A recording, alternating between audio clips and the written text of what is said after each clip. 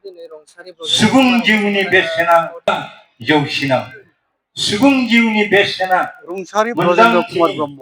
가시빈이 베세바 जाय जोंनि बर' थुनलाइ मुलुगनि जखा सुजाया जोंनि बर' थुनलाइ जेजोंबो अख्रांनि बे फारसे मुलुगाव गोसो गलंबाय मुलुग संसाराव जोंनिनो गेदेमा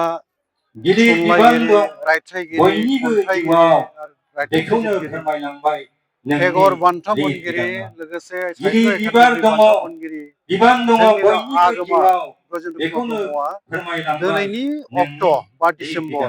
थांनाय 2019 मायथाइयाव धोरोमनि बेलायाव हासार रुंसारि गोनां जालांदोंमोन आबादथिलि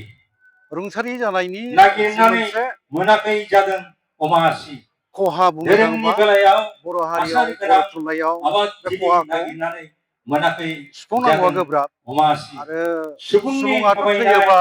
जोनोम जायोबा लामायाव थैखायो नुदोंल' आरो थैनायनिफ्राय आगान जोंनाव बारग'नो हाया जुनादनि नोंनि ओंखायनो जोङो गोसो बिजिरसालियाव गैयामोनब्लाबो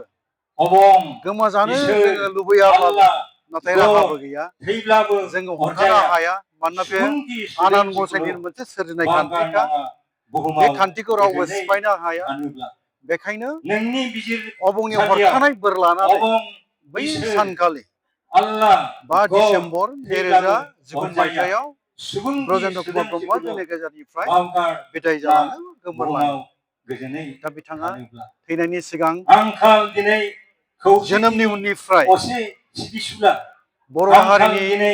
सैथोनि जि मोनसे असे थासारि सिबिसुला गोब्राब थासारि बावहाय बांसिनानो जिउ खांनायनि बा रादाब जों मोनथिनो मोनो बांबुर बारियाव बियो सानस्रिग्रा न'खरनि जे हालोद हाथासि नों बेखौ नायोबा सुबुंनि धोन दौलत हान्थिनाय रोहो लामायाव रोहो थानाय न'खराव जोनोम जुनारनि जायाखैमोन आगानखौ गोरिब न'खरावनो जोनोम गाखोनानै जादोंमोन हर अब्लाबो किसान नाजालांबाय सोलोंथाइनि नों फोथाराव बिथाङा निखावरिजों जिरायना जुजि गैयै जुजि मेंना गैयै जुजिदों बुहुमाव आरो सोरगिनि गावनि जि मोनसे गोजोनखौ सोलोंथाइ लाबोनो बेखौ बेयो लानो हर हादोंमोन किसान जों मिथिनो नाजालांबाय मोननायाव नों बुहुमाव लोगोफोरनि ओंखाम संग्रा जानानै सोरगिनि गोजोनखौ शिलंआवहाय लाबोनो सेन्ट एडमान्ड मोनलाखै कलेजाव सेन्ट एडमान्ड नागिरनाय कलेज बादि बावहाय बेयाव अख्रां फरायदोंमोन गंसे आरो मोनसे उजियाव समाव बियो बिए मिजिं आनजादखौ थिलांबाय उथ्रिनो हादोंमोन इयुन जोलैनाव बेनि उनाव बियो फैफिनगोन फोरोंगिरिनि नों बिबानाव बियो सानसे फैदों बेला फोरोंगिरि बिबान रुजुननानै बियो खामानि फैफिनगोन मावदोंमोन नों सानसे बनरगाव गोजौ फरायसालि बोस्रांनो क'क्राझार जिल्लानि सिङाव मुलुगाव थानाय बनरगाव गोजौ खौसे फरायसालियाव बियो गाहाय फोरोंगिरि गोजोननि बिबान लानानै देंखो बोनो बियो फरायसाफोरनि मोनलाङाखै नों बा बै नागिरनाय बादि समाव अख्रां गंसे बर' बिजोंनि उजियाव गेजेरजों मिजिं बर' थिलांबाय फरायसाफोरनो इयुन जोलैनाव सोलोंथाइ फैफिनगोन होनो नों थाखाय सानसे बियो गावखौनो बावसोमनानै खामानि मावलांदों बा फोरोंगिरिनि हाबा बोस्रांनो मावलांदों बेखौ जों रोखा मुलुगाव मोनथि मोनो खौसे दा गोजोननि देंखो बोनो मोनसे सम फैदों बियो रिटायार जादों माइदि भरा जोलैया 2001 मायथाइयाव बेयाव बियो रिटायार जादों बेनि बेरखांदों उनावहाय बियो हालुर बर' थुनलाइ आफादनि बिखायाव आफादगिरि बिबान समायना रुजुनदोंमोन आगर एरनो दा बर' थुनलाइ माइदि आफादनि भरा आफादगिरि जानानै जोलैया थानाय सम बेयाव दा बेनि बेरखांदों आगोलावनो हालुर फोरोंगिरि बिखायाव खामानि मावनानै थानाय समाव समायना बिथाङा आगर गोबां एरनो बर'नि निखावरिनि खन्थाइ रायथाइ बिजिरनाय फागिदा मुथासे ओंखामानो लिरबिदांफोरखौ बियो नोंनि रनसायलांदों बा सुबुंथि सोरजिलांदों भरा जोंनो रावाव होलांदों बुंनो निखावरिनि थाङोबा फागिदाया बिथांनि अख्रां गंसे मुथासे नांगौ खन्थाइया ओंखामनि थांनाय नोंनि इं सुबुंथि भरा 1977 रावाव मायथाइयावनो बेखौ उदैयाव फोसावनाय रोहो जादोंमोन रोहो आरो बे अर अख्रां लानानै गंसे नांगौ खन्थाइनि बेखौनो गेजेरजोंनो आरो बिसोरनो माखासे सोरजिनाय दुंखां खन्थाइ गोबां खन्थाइ दङ खबैसोम थार आं फैफिनगोन दिनै खन्थाइ सान मोखाङारि सान बिबार हर जानानै बेखौनो बेफोर सानो खन्थाइनि गेजेरजों बिथाङा मावो गोबां बान्था मोनलांदों देहानिफ्राय गासै मोनगु बान्था बिथाङा मोननो बोहैलांहोयो हालांदों दा गोलोमदै बिदै बाथ्राया बे जाहैबाय सुबुं जे जोलैया जोङो दिनैहाय गावनि बिथांनि अनागार थैनाय आखुआव सानखौ रुंसारि सानखौ दिनै खन्थाइ सान गोजोननि हिसाबैबो जानगार फालिनाय जायो सुबुं जोलैया दा जों फालिलांबाय गावनि थानांगोन अनागार आखुआव बिथांनि दिनै होलांनाय जि बिहोमा गोजोननि बे बिहोमानि जानगार बागै बेखौनो जोङो फोरमायो जोंनि नों इयुन नोंनि जोलैफोर रेबगं लोगोसे रायजो राजा निजाजों माहारि आफादनि दैदेनगिरिफोर गावनि बयजोंबो जोङो आथिं सावरायनायनि गाखोनायावनो गेजेरजों मोनथिसार होनायनिबो खामानि उपनिषद मावनांगोन बाइबेलनि दैया आरो बिथांनि गुबुंले सोरजिलांनाय बिहोमा जायोब्ला होलांनाय थुनलाइनि सोरनि फोथाराव सायाव बेखौ जोङो गोबावनो दायखौ जोंनि गेजेराव बेखौनो सावरायनानै फोरमायो बिथांनि नोंनि जे रेबगं बिहोमा होलांनाय बेखौ जोङो निजोराजों मान होनो गावनि रोंनांगोन आथिं आरो मान गाखोनायावनो बावनांगोन उपनिषद जोङो बाइबेलनि दैया बर' खसाब मोनसे गुबुंले गाव जायोब्ला हांखुंथाया सोरनि सायाव दिनैहाय बुंनो थाङोबा गोबावनो 2023 मायथाइ अख्रां दिनैनि गंसे बे नांगौ हाबाफारि खन्थाइ सान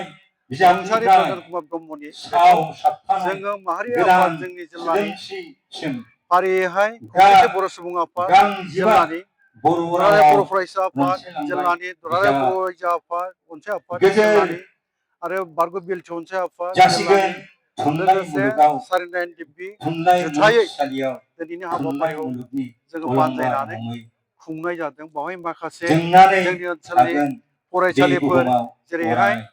आहम थुनलाइ बोराइ मुलुगनि बाथौ अलंबार मुङै एसपि बड' जोंनानै थागोन बे गेजेर आरो बुहुमाव गोजौसिन अराय फरायसालि आरो इउएन समेश्वरी एकाडेमि ब्रह्म आरो थेरखागारि समफोरनि इउएन टेगर आलारि थुनलाइ सोरां आरि बान्था बेबायदि माखासे बिदिनो जोंनि ओनसोलनि उपेन्द्रनाथ ब्रह्म फरायसालिफोरनि सुबुंथि फोरोंगिरिफोर फायखि खन्थाइगिरिफोर जिउआव लोगोसे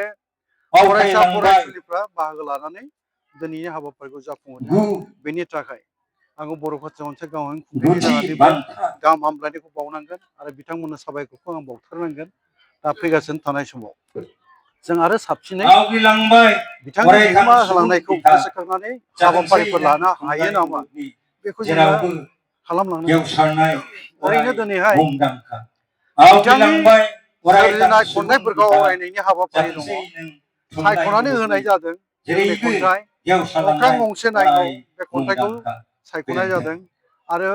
आं फैफिनगोन बे खन्थाइखौबो सायख'ना होनाय जादों बेनि गोजोन्थों सायाव सानैसिम दा खन्थाइ आवरायनाय जागासिनो आवग्रिनानै दङ आरो खोनासंहोनायनि थाखाय गोबां खन्थाइ सोरजिबावदोंमोन दानिया जायनि दहाय जाहोनाव खावलायखानाय बायदि मोनसे हाबाफारि अनजौलि लाखिदों स्वर्गियारि आहम बोराइ दा बाथौ समा थोगोन ना थोआ आं बुंनो इंलिस हाया माने गोबां खन्थाइ बेनि गेजेराव उनाव जोङो जाय खन्थाइगिरिफ्रा डिब्रुगड़ बबे मुलुगसोलोंसालिनि खन्थाइ दोंसेखौ मोजां मोनो फरायसाफोर गावबा गाव उदालगुरि मोजां मोननाय जिल्लानि खन्थाइखौबो आवरायनो फरायसाफोर हागोन बेखौबो बिसोरखौ जों जोङो आवरायनो बिसोर हाबाफारियाव प्लेनआ लाफानाय जादोंमोन 4 रिंगायावनो दङ समा मा बुङो आं बुंनो रोंला बिनि थाखाय थोगोन ना थोआ आरो दा बिसोरखौ मोनाबिलियाव लाबोग्रोनो नाजादों बिथांनि मुङावहाय जोङो आरो आलारि बाथि सावबावगोन जोंनि एसपि बड' गेजेर आरो गोजौसिन फरायसालि गेलेग्रा फोथारावहाय 5 बाजिनाय लोगो लोगो बे हाबाफारिया जागोन दा आं नैबेखौ बुंनो लुबैगोन जे सासे गेदेमा थुनलाइगिरिनि जि मोनसे गोमालांनाय बेयो जोंखौथ' दुखु होयो आरो बियो जोंनि बर' थुनलाइ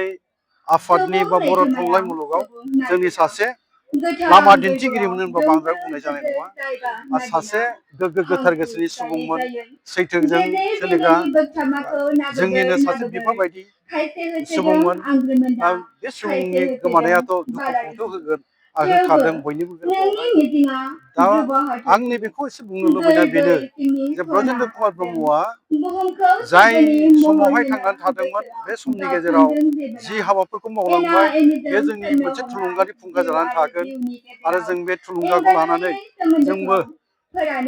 जा हायो जेसे हायो गावबा गाव नाजानायनि गेजेरजों जोंबो बर' थुनलाइ मुलुगावहाय एसे एनै बिहोमा होलांनो नाजायोबा बे मोजां जागोन आरो बे नाजानाया बयनावबो थानांगोनखौ आं बुंनो लुबैयो ब्रजेन्द्र कुमार ब्रह्मआ फंसे बाथ्रा बुङोमोन बेखौ आंहा गोसोआव दङ बियो बुङोमोन जे बुहुमाव बयनिख्रुइबो देरसिन धोना मा होनोबा बिथाङा बुङोमोन सुबुं धोननि बाथ्राखौ बुङो सुबुं धोन हिउमेन रिसोर्सआनो बुहुमाव बयनिख्रुइबो देरसिन धोन होननानै बिथाङा बुङोमोन आरो बिथाङा जोंनि बर' हारिनि गेजेराव बा सुबुं समाजनि गेजेराव सुबुं हारिनि गेजेराव एना एनिफोरखौ लुबैयामोन हिंसा हिंसि खालामलायनायखौ लुबैयामोन सैथोजों जिउ खांनानै सैथोखौ गोरबोजों फोनांजोबनाय सैथोजों खामानि मावनायखौनो बिथाङा हास्थायोमोन आरो गावबो बेनिनो सासे नेरसोनथि बायदि जोंनो गावनि खामानि मावनायनि गेजेरजों दिन्थिलांदों बिदिन्थि होलांदों दा ओंखायनो सैथोखौ जों जेब्लाबो नेवसिनो हाया बा सैथोजों जोङो जेब्लाबो आगान सुरनानै खामानि मावनो सोलोंनांगौ बेखौ जोङो ब्रजेन्द्र कुमार ब्रह्मनि जे मावलांनाय फोरोंलांनाय बेनिफ्राय जोङो रोखा जायो दा दिनैहाय जायखि जाया जोङो बेखौनो बुंनो सिबि नांगोन बड' इयुननि समफ्राव गोजौ फरायसालि जोङो आरो इउएनबि मेम'रियेल बोरै हायो बिथांनो बड' गोजौ जोंनि फरायसालिनि मोजां मनदिप मोननाय नार्जारि सिबिनाय आरो बेखौ बोरै होलांनो हायो इन्दिरा स्वर्गियारि जोंनि खामानि मावनायनि बिसोरखौ गेजेरजों साखाफारा जानो जोङो थाखाय नाजालांगोन खावलायबाय बेखौ जोङो फोरमायखानाय बयबो बादियै जोंनि बर' डिब्रुगड़ सुबुंफ्रा मुलुगसोलोंसालिनि खामानि सानजारि मावनांगोन आं अनजालि बेखौ फोथायो फरायसाफोरनि मानोना गावनो मोनसे सुजुनानै खोथाखौ आवरायनाय बुंबावनांगोन दहाय आङो बिबुंथिनि बे गेजेरजोंबो बुंदों खन्थाइ जे आवरायनायखौ जों लाबोग्रोनि जोंनि बर' रावा आवरायफैनो थाखाय मोनसे समावहाय मुस्लिम हांखो फुंजा स्वर्गियारि नागिरनानैबो जों फुंजा सोमावसारनांदोंमोन स्वर्गियारिखौ बे रमान हांखो खावलायहरनाय जाबाय जाय समाव 1972 मायथाइयाव रमान हांखोनि सोमावसारनाय जादोंमोन बे समाव ब्रजेन्द्र कुमार ब्रह्मआबो जोबथेसालियाव जोबना दोनजादोंमोन पुलिसजों बुख्रुब जादोंमोन सासे सोमावसारारि होननानै दाय होजानानै जोबथेसालियाव जोबना दोनजानाय सासे सुबुंमोन आरो बिथाङा आं मोनथिगौ आफादगिरि जाय समाव बिबान लादोंमोन बे समावनो बड' लिबारेसन टाइगार आसाम सोरखारा भारत सोरखारजों रायज्लायनानै बर'फोरनि रैखाथि थामोनथाखौ लानानै सोमावसारनायनि मोनसे गोरोबथा जादोंमोन। बेयो थांनाय 2003 मायथाइनि